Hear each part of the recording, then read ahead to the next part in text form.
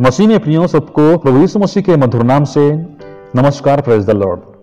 प्रियो, आज का जो हमारा मनन का भाग है आप सबको देखने के लिए मिलेगा मार्कुस रचित सुसमाचार अध्याय 10 वचन 17 से लेकर 22 तक। Saint Mark chapter 10 verses beginning from 17 to 22। और ये वचन आपको देखने के लिए भी मिलेंगे मत्ती अध्याय 19 वचन 16 से लेकर 30 तक और लूका उसका अध्याय 18 वचन 18 से लेकर 30 तक। और इसका जो शीर्षक हम देखते हैं कि धनी युवक और अनंत जीवन। जी हाँ, धनी युवक और अनंत जीवन। और आज का हमारा थीम भी है कि youth search for a meaningful life. युवा एक सार्थक जीवन की तलाश करें या खोज करें। तो मेरे प्रियो, चलिए हम इस वचन को पढ़ते हैं। और ये वचन नया वचन नहीं, हम सब ने बहुत बार पढ़े हैं, बहुत बार सीखे हैं और बहुत बार सिखाए भी हैं। तो ज़्यादा इसमें मैं भी कुछ नहीं कहना नहीं चाहूँगा, लेकिन थोड़ा बहुत मैं आपको कहने के लिए कोशिश करूँगा। तो चलिए पढ़ते हैं वचन को। लिखा गया क्या है? लिखा गया, जब वो यानी कि जब यीशु मसीह वहां से निकलकर मार्ग में जा रहा था तो एक मनुष्य उसके पास दौड़ता हुआ आया और उसके आगे घुटने टेक कर उससे पूछा, हे उत्तम गुरु, अनंत जीवन का अधिकारी होने के लिए मैं क्या करूं? यीशु ने उससे कहा, तू मुझे उत्तम क्यों कहता है? कोई उत्तम नहीं, केवल एक, अर्थात परमेश्वर। तू आज्ञा को तो जानता है, हत्या न करना, व्यभिचार न करना, चोरी ना करना, झूठी गवाही ना देना, छल ना करना, अपने पिता और अपनी माता का आदर करना।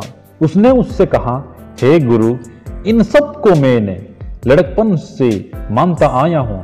यीशु ने उस पर दृष्टि करके उससे प्रेम किया और उससे कहा, तुझमें एक बात की घटी है, जा जो कुछ तेरा है उसे बेचकर कंगाल को दे और तुझे स्वर्ग में धन मिलेगा और आकर मेरे पीछे हो ले। इस बात से उसके चेहरे पर उदासी छा गई और वो शौक करता हुआ चला गया, क्योंकि वो बहुत धनी था। तो मेरे भी इस वचन को हम जब पढ़ते हैं कि हम इसका मतलब साफ साफ नजर आता है, साफ साफ हमें पता चलता है कि असल में हुआ क्या। तो यीशु मसीह एक बार जाते हैं। जाने के समय एक जवान व्यक्ति, जी हाँ, लिखा गया धनी युवक, उसने यीशु मसीह को मिलने के लिए आते हैं। कैसे आते हैं हम सबसे पहले देखेंगे कैसे आता है। दौड़ता हुआ, जी हाँ, दौड़ता हुआ, और दौड़ के आके उसके सामने घुटने टेकता है। यानी कि हम कह सकते हैं मेरे प्रियो, एक्साइटमेंट, ओवर एक्साइटेड, इतना उत्साह था उसमें, इतना भावुक हो गया था वो। और यीशु मसीह के पांव तले गिर के पूछता है, हे उत्तम गुरु, कि अनंत जीवन का अधिकारी होने के लिए मुझे क्या करना पड़ेगा? तो हम देखें, ये व्यक्ति ने इतना आसानी से पूछ रहा है कि अनंत जीवन कहीं ऊपर है, उसको अभी मिलने वाली है। इसलिए वो कहता है कि अनंत जीवन पाने के लिए मैं क्या करूं? तो मेरे प्रियो, ये व्यक्ति बहुत एक्साइटमेंट यानी कि बहुत उत्साह के साथ आया था। हम कह सकते हैं कि जोश में आके होश खोना। जी हां, जोश में आके होश खोना। ये इतना एक्साइटमेंट था कि एक्चुअली में वो क्या कहता है शायद उसको भी नहीं पता कि वो क्या कहता है। तो यीशु मसीह उसको देख के कहे होंगे, सबसे पहले तू भाई सोचो, पहले तुम सोचो, यहां पे रुको जरा और सोचो तुम क्या कहते हो और क्या करने जा रहे हो। यीशु मसीह ने यह सोचा होगा। तो ये व्यक्ति जितना गर्म था, यीशु मसीह कहते हैं कि तू मुझे उत्तम गुरु क्यों कहता है? यानी कि जलता हुआ आग में पानी डालना। गर्म व्यक्ति था, इतना एक्साइटेड था, उसके ऊपर यीशु मसीह कहते हैं कि तू मुझे उत्तम गुरु क्यों कहता है? उसके बातों को यीशु मसीह काट देते हैं और कहते हैं कि सिर्फ एक ही उत्तम है और वो है परमेश्वर। तो उस उत्तम गुरु को तू मेरे लिए नहीं, उस परमेश्वर के लिए रखना है, परमेश्वर के लिए इस्तेमाल करना है, उसके लिए उपयोग करना है। तो मेरे भी हम देखते हैं कि एक्साइटमेंट होके ये क्या करता है, क्या कहते हैं, उसको भी शायद पता नहीं है। और उसको लग रहा था कि अनंत जीवन अभी मुझे मिलेगा और मैं अनंत जीवन को लेकर यहां से भाग जाऊंगा। ये उसका शायद अभिप्राय था, इसलिए दौड़ के आता है। वाह, जब हम सुनते तो कितना अच्छा लगता है कि वाह, यीशु मसीह के पास वो दौड़ के आता है और उसको घुटने टेक कर यीशु मसीह से बात करता है, और ऐसे भी बात करता है कि निडर के साथ बात करता है। तो यीशु मसीह कहते हैं कि भाई तू आज्ञा को जानता है, आज्ञा को जानता है कि हत्या ना करना, व्यभिचार ना करना, चोरी ना करना, झूठी गवाही ना देना, छल ना करना और अपने पिता और अपनी माता का आदर करना। यीशु मसीह ये बात कहते हैं, आज्ञा को लाते हैं, जो आज्ञा की हम लोग हमारे जिंदगी का आधार है, हमें मानना चाहिए और हम मानते भी हैं।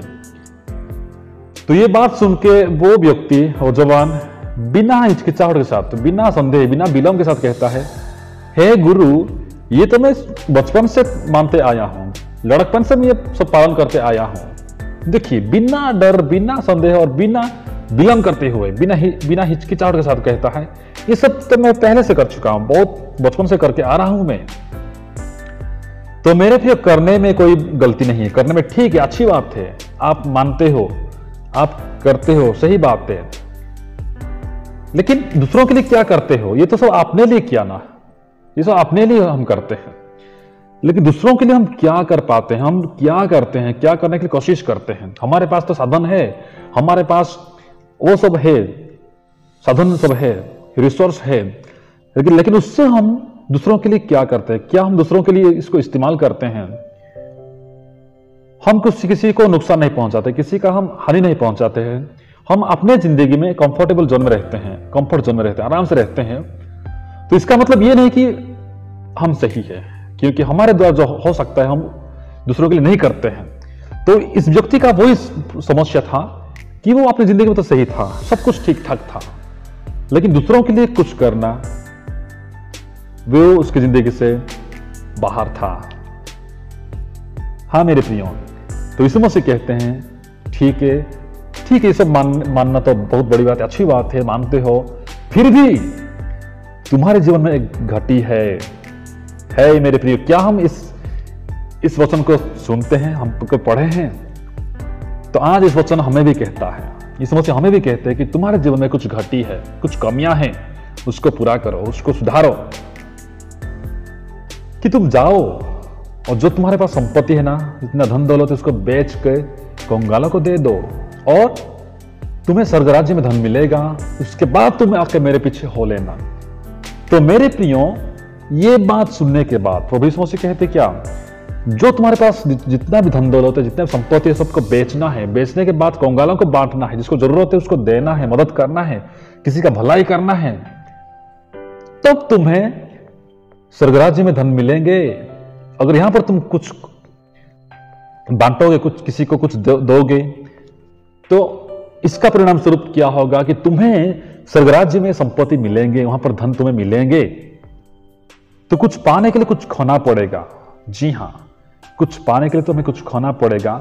इसलिए यीशु मसीह कहते हैं कि ये सब तुम्हें यहां खोना है, बांटना है, बेचना है और दूसरों को देना है, भलाई करना है, अच्छाई करना है, तब जाके स्वर्ग राज्य में तुम्हें धन मिलेंगे और तुम मेरे पीछे हो लेना। लेकिन मेरे प्रिय, दुख की बात है, बहुत दुख की बात है कि ये व्यक्ति ये सब नहीं कर सका। उसके चेहरे पे उदासी छा गई, वो शौकित हो गया और वहां से वो आराम से निकल गया, खिसक गया। क्यों?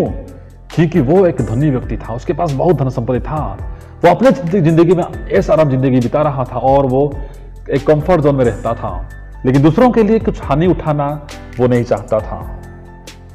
तो ये जिंदगी भी क्या जिंदगी है? हमारे पास सब कुछ है, साधन है, हमारे पास अपॉर्चुनिटीज है, हमारे पास रिसोर्स है, लेकिन हम दूसरों को मदद नहीं करते हैं, दूसरों के लिए कुछ करना नहीं चाहते, कुछ हानि उठाना नहीं चाहते, कुछ रिस्क लेना नहीं चाहते हैं। तो ये क्या जिंदगी, मेरे भाई, मेरे बहनों, ये खाली जिंदगी है, एम्प्टी लाइफ, शून्य जीवन है, कुछ नहीं है इसमें। तो क्या इस व्यक्ति को अनंत जीवन मिला? वो अनंत जीवन के पास आके फिर ऐसे ही चला गया। बाइबल का एक ही व्यक्ति ऐसी घटना यहाँ पे उल्लेखित है, जो कि उधार के पास तो आया था लेकिन उधार पाए बिना चला गया, निराश होकर चला गया। क्यों? क्योंकि उसको धन चाहिए था, इस सांसारिक तौर पे सांसारिक धन दौलत उसको चाहिए था, ना कि स्वर्गीय धन चाहिए था। उसने वो चाहा जो कि इस संसार के थे, जो कि विनाश संपत्ति थे, धन दौलत थे, लेकिन उसने अविनाशी संपत्ति, अविनाशी धन के ऊपर ध्यान नहीं दिया। तो मेरे प्रिय प्रभु यीशु मसीह हमें वो देना चाहता है जो ये संसार हमें कभी भी नहीं दे सकता है, यानी कि अनंत जीवन, स्वर्ग राज्य में धन दौलत देना चाहता है। और वो धन दौलत हम सोना चांदी ये नहीं, वो अनंत जीवन है। तो मेरे प्रियो, ये कैसे आया था? दौड़ के आया था, बहुत एक्साइटमेंट के साथ आया था, उत्साह के साथ आया था, गरम के साथ आया था, बहुत आसानी से आया था कि मुझे आज अनंत जीवन मिलेगा, उसका अधिकारी में हो जाऊंगा। लेकिन कैसे यहां से निकल गया? उदासी के साथ, शोकित होकर चला गया। तो आज हम देखते हैं कि आज मसीह लोग, कोई भी हो, जब यीशु मसीह में आते हैं, वाओ, कितना अच्छा लगता है देखने के लिए। Hallelujah, praise the Lord. वो कितना वर्शिप करते हैं, कितना भविष्यवाणी करते हैं, कितना अच्छा गाना गाते हैं, बाजा बजाते हैं, सब कुछ करते हैं, चर्च में भाग लेते हैं, हर काम में आगे रहते हैं, कुछ दिन के लिए, कुछ महीने के लिए, कुछ साल के लिए। उसके बाद फिर उनका विश्वास ठंड पड़ जाता है, उनका जो काम ठंड पड़ जाता है, और वे यीशु मसीह से दूरियां बनाना कोशिश करते हैं, दूरियां बनाते हैं। ना कोई उपासना, ना कोई प्रार्थना, ना कोई आराधना, ना कोई चर्च, कहीं भी वे लोग और भाग नहीं लेते हैं, ठंडा पड़ जाते हैं। तो ये व्यक्ति कैसे ठंडा पड़ गया? कैसे आया था? बहुत एक्साइटमेंट, वाओ, इतने भावुक के साथ आया था, उछल रहा था, और यीशु मसीह के घुटने में, यीशु मसीह के पैरों तले गिर के दंडवत कर रहा था। तो मेरे प्रियो, हम जितना सोचते हैं कि यीशु मसीह में आना जितना आसान है, उतना आसान नहीं है। जितना हम सोचते हैं आसान सोचते हैं, उतना आसान नहीं है। क्योंकि आज हम देखते हैं बहुत सी जगह में क्या सतावट है, बहुत सी जगह में परेशानियां, समस्याएं हैं। तो इसीलिए ये इतना आसान नहीं है जितना हम सोचते हैं। तो मेरे प्रियो, हम भी प्रार्थना के साथ आगे बढ़े। ऐसे ना हो कि हम बहुत इंटरेस्ट, बहुत एक्साइटमेंट के साथ आए और धीरे धीरे हम ठंडा पड़ जाए। ऐसा नहीं है मेरे प्रियो। हम विश्वास में मजबूत होएं, हम विश्वास में कमजोर ना हो, हम ठंड ना पड़े। जैसे कि आज का हमारा शीर्षक है कि युवा एक सार्थक जीवन की तलाश करें, youth search for a meaningful life. इसलिए पौलुस एक सुंदर वचन लिखते हैं तीमुथियुस की पत्री में कि कोई तेरी जवानी को तुच्छ ना समझने पाए, पर वचन और चाल चलन और प्रेम और विश्वास और पवित्रता में विश्वासियों के लिए आदर्श बन जान। तो मेरे प्रियो, आज हम भी दूसरों के लिए आदर्श बने। यहाँ जवान लिखा गया, इसका मतलब ये नहीं कि बस जवानों को, ये सब वचन सबके लिए कहा गया है। सब हम इसको अपना समझ के ले सकते हैं और इसके अनुसार हम पढ़ सकते हैं।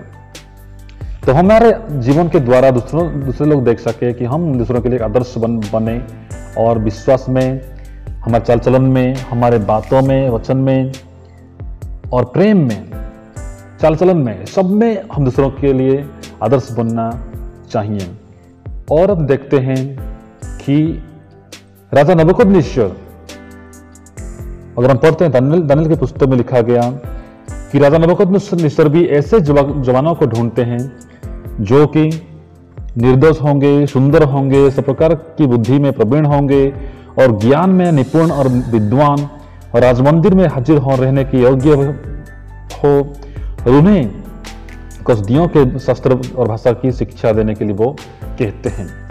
तो मेरे प्रियो, यहाँ पर भी राजा को भी ये भाता है, ये पसंद है, जो कि निर्दोष होगा जवान, जो कि सुंदर होगा, जो कि विद्वान होगा और बुद्धि में प्रवीण होगा, ज्ञान में निपुण होगा। ऐसे लोगों को और हर काम में सहभागी होने के लिए हमेशा तैयार रहेंगे।